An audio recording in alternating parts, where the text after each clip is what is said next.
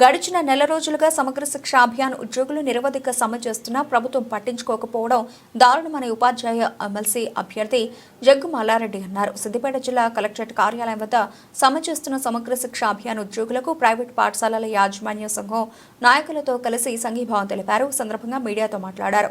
ఈ రోజు సమగ్ర శిక్ష ఉద్యోగులకు గత నెల రోజుల నుంచి వారు ప్రభుత్వానికి విన్నవించుకుంటున్న పట్టించుకోకపోవడం, దాని మూలంగా వారికి సంపూర్ణ మద్దతు ఇవ్వాలని, సంఘీభావం తెలపాలని చెప్పి బడ్జెట్ ప్రైవేట్ పాఠశాల యాజమాన్య సంఘం తరఫున ఈరోజు సిద్దిపేట జిల్లా అసోసియేషన్ అంతా కూడా కలిసి వారికి ఉత్తేజం చేయడానికి, వారిని సంఘీభావం పరచడానికి, వారికి సంపూర్ణ మద్దతు ప్రకటించడానికి రావడం జరిగింది.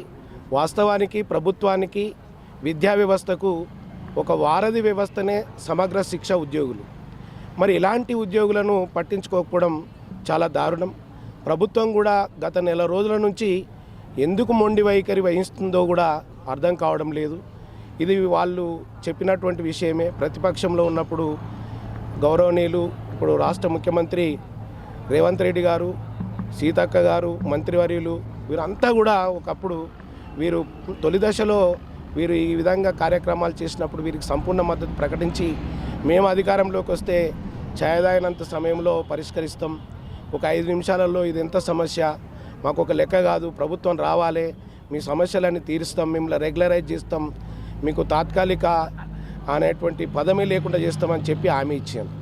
మరి హామీని ఈరోజు ప్రభుత్వం చేపట్టిన తర్వాత అధికారంలోకి వచ్చినాక మరవడం అనేటువంటిది అది నిజంగా ఇది ప్రజాస్వామ్యానికి ఒక గొడ్డలి పెట్టు లాంటిది. ఎందుకంటే ప్రజాస్వామ్యంలో ప్రజలకు అనేటువంటి వాళ్లకు ఒక నమ్మకం ఉంటుంది. మీరు ఖచ్చితంగా అధికారంలోకి వస్తే మేము బాగుపడతాము, మా తరాలు బాగుపడతాయి, మా భవిష్యత్తు బాగుంటుందని చెప్పి అందరూ కంకణం కట్టుకొని ఈరోజు ప్రభుత్వాన్ని గెలిపించుకున్నారు. మరి అలాంటి ప్రభుత్వం ఈరోజు మొండి వైఖరి, గత 30 రోజుల నుంచి వాళ్ళు రోడ్డున పడి వాళ్ళ ఉద్యోగాలు ఇడిచిపెట్టి వాళ్ళు అనేక అవస్థలు పడుతుంటే చూస్తూ నిమ్మకు నీరెత్తినట్టు ఉండడం ఇది సమంజసం కాదు. మా తెలంగాణ రాష్ట్ర వ్యాప్తంగా కూడా బడ్జెట్ ప్రైవేట్ పాఠశాలలు, సేవ్ బడ్జెట్ పాఠశాలలు అనేటువంటి అన్నీ కూడా ముక్త కంఠంతో దీన్ని ఖండిస్తూ ఉన్నాయి. వీరికి మద్దతు సంపూర్ణంగా ప్రకటిస్తున్నాం. ఎంతవరకైనా వీరికి మద్దతు ఇస్తాం. అంతేకాకుండా ఈ నెల మాకు 17న సీఎం గారి, ముఖ్యమంత్రి గారి అపాయింట్మెంట్ ఉంది. ఇది ఒకే విద్యా విధానం పైన, ఎన్ఈపి పైన. ఆ సమావేశంలో కూడా నేను రాష్ట్ర వర్కింగ్ ప్రెసిడెంట్గా తప్పకుండా వీళ్ళ సమస్యలను అక్కడ ముఖ్యమంత్రి గారికి కూడా విన్నవించడానికి కూడా నేను ముందంజలో ఉండి వీరికి సంపూర్ణ సహకారాన్ని అందిస్తానని చెప్పి మనస్ఫూర్తిగా తెలియజేస్తూ ప్రైవేట్ పాఠశాల నాయకత్వం వర్ధిల్లాలి. మరి ఎందుకంటే ఈరోజు విద్యా వ్యవస్థ దేశానికి అతి ముఖ్యమైనటువంటి వ్యవస్థ. ఈ వ్యవస్థలో వీరికి అంటే ప్రధాన ఒక భాగస్వామ్యం ఉంది. వీరు లేకపోతే విద్యా వ్యవస్థ కుంటుపడుతుందని కూడా ప్రభుత్వానికి తెలుసు. అయినప్పటికీ ఒక మొండి వైఖరితో వాళ్ళు వస్తున్నారు. కానీ ఆ మొండి వైఖరిని విడిచిపెట్టి వీళ్ళను ఎంబడే రెగ్యులరైజ్ చేసి, ఆల్రెడీ సుప్రీంకోర్టు తీర్పు కూడా ఉంది. ఏమని ఉందంటే, రెగ్యులరైజ్ అనేటువంటి పదంతో ఉన్నటువంటి ఉద్యోగులు ఎవరైనా సరే తాత్కాలికంగా కావచ్చు, రోజువారీ కూలీ కావచ్చు, వారికి కూడా సమానంగా వర్తింపజేయాలనేటువంటి సుప్రీంకోర్టు జారీ చేసినటువంటి ఉత్తర్వులు కూడా పట్టించుకోకపోవడం ఇంకా దారుణం. ఇది తప్పకుండా వెంటనే వారిని రెగ్యులరైజ్ చేయాలి. వారికి రెగ్యులరైజ్ చేసే వరకు కూడా వారి వెన్నంట ఉంటాం, వారికి సంపూర్ణ మద్దతు ప్రకటిస్తాం.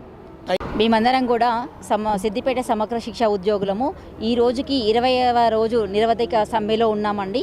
గౌరవ ముఖ్యమంత్రి గారు ఇప్పటి వరకు కూడా ఎలాంటి హామీ కూడా మాకు ఇవ్వలేదండి. ఒకటే చెప్తున్నాము, రేవంత్ రెడ్డి గారు, మీరు ఇచ్చిన మాటపైన నిలబడి ఉన్నాము. ఒకటే చెప్పారు, మిమ్మల్ని రెగ్యులరైజ్ చేయడం ఈజీ అన్నారు. కానీ ఇప్పుడు మాత్రము ప్రభుత్వం సంక్షోభంలో ఉందని చెప్తున్నారు. అలా కాకుండా మేము కూడా మిమ్మల్ని ఆలోచించే దిశలానే ఉన్నాము. మాకు రెగ్యులరైజ్ చేయడము వీలు కాని పక్షంలో పే స్కేల్ ఇవ్వగలరని కోరుతున్నాము. ఆ పే స్కేల్ ఏ నెల నుంచి అమలు చేస్తారో మాకు దయచేసి చెప్పండి. లేకపోతే మాత్రం ఈ నిరోధక సమ్మలు ఇంకా ఉధృతమయ్యేటువంటి ఛాన్సెస్ ఎక్కువగా ఉన్నాయి. కాబట్టి దయచేసి మమ్మల్ని అర్థం చేసుకొని మీరు ఒక పేపర్ స్టేట్మెంట్ రూపంలో కావచ్చు, మీ వాయిస్ ద్వారా కానీ మాకు తెలియజేయగలని కోరుతున్నాము. గత 26 రోజుల నుంచి సమగ్ర శిక్ష కుటుంబం మొత్తము ఇక్కడ ప్రతి రాష్ట్రంలో మొత్తము ధర్నా చేయడం జరుగుతుంది. ఎందుకంటే మాకు రెగ్యులరైజ్ చేయాలని, మరి రెగ్యులరైజ్ అవ్వకుండా అది కావట్లేదు. నేను ఈ నిన్న వచ్చినటువంటి స్క్రోలింగ్ గురించే మాట్లాడుతున్నా. బ్రేకింగ్ న్యూస్ ఎవరు సీఎం సార్ గారు రేవంత్ అన్న గారు బ్రేకింగ్ ఇవ్వడం జరిగింది. ఏంటంటే సమగ్ర శిక్ష ఉద్యోగులను కాంట్రాక్ట్ బేస్ కాబట్టి వాళ్ళను రెగ్యులరైజ్ చేయలేను, చేస్తే కోర్టు సమస్యలు వస్తాయని చెప్పడం జరిగింది. సరే అన్న, మేము ఆ విషయానికి మేము ఒప్పుకుంటున్నాము. రెగ్యులరైజ్ కాకుండా కూడా సుప్రీంకోర్టు మనకు ఒకటంటూ సమాన పనికి సమాన వేతనం అనే జీవో ఇచ్చింది కదా, మరి ఆ సమాన పనికి సమాన వేతనం అనే జీవోనన్నా మీరు మాకు ఇవ్వండి. అట్లా కూడా కాకుండా మరి రాష్ట్రం ఇప్పుడు సంక్షోభంలో ఉంది అని అంటున్నారు. సరే, అది కూడా మేము ఒప్పుకుంటాం, సంక్షోభంలో ఉంది. కానీ మీరు ఎన్ని రోజులలో మాకు ఈ సమాన పనికి సమాన వేతనం అనే జీవో ఇస్తారు, ఆ జీవోనన్నా ఇవ్వండి. ఆ జీవోని తీసుకొని మేము స్కూళ్ళల్లోకి వెళ్తాము. కానీ ఏది ఇవ్వకుండా 26 రోజుల నుంచి ఇప్పుడు మేము 26 రోజుల తర్వాత ఇవి ఏవి కావు అని అంటే ఒప్పుకునే ప్రసక్తి లేదు. ఎందుకంటే ఇప్పుడు అక్కడ స్కూల్లో పిల్లలు ఆ విధంగా ఆగమవుతున్నారు.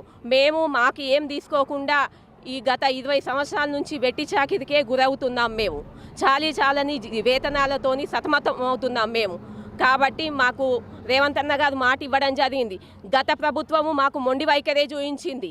ఏమంటున్నారంటే ఈ చిన్న ఉద్యోగులతోని గేమ్స్ ఆడుకుంటున్నారు. ఏంటంటే ప్రతిపక్షాలు మిమ్మల్ని ఈ టెంట్ కింద కూర్చోబెట్టినాయి అని అంటున్నారు. అన్న, అక్కడ పైన ఏం జరుగుతుందో మాకు తెలియదు, కానీ ఇక్కడ మాత్రం ఈ టెంట్ కింద ఈ చిన్న ఉద్యోగులము మేము కడుపు గాలి మాత్రమే ఇక్కడ కూర్చోవడం జరిగింది.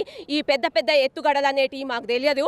కాబట్టి రేవంత్ అన్న గారు, మేము ఒకటే అంటున్నాము, మేము ఈ తెలంగాణలో ఉన్నటువంటి బిడ్డలమే, మేము కూడా ఈ ఆర్థికమైనటువంటి పరిస్థితులను అర్థం చేసుకునేటటువంటి తెలివితేటలు మాకు ఉన్నాయి. కాకపోతే ఏంటంటే మరి ఇంకా ఎన్ని రోజులు, ఒక 6 monthsకి ఇస్తారా మీరు, లేకుంటే ఇంకో 2 monthsకి ఇస్తారా, కొంచెం టైం పడుతుందని మీరే చెప్పారు. కాబట్టి ఇంకెన్ని రోజులలో మాకేమి ఇస్తారనేది మాకు మీరే చెప్పాలన్నా. ఆ రోజు హన్మకొండలో ఏకశిలా పార్కు దగ్గర ఛాయ్ తాగేంత లోపల మీకు ఈ సమస్యలన్నీ పరిష్కారం అవుతాయని చెప్పిండ్రు. ఛాయ్ తాగే లోపల కాదన్నా, ఇప్పుడు మేము సంవత్సరం నుంచి వెయిట్ చేస్తున్నాము.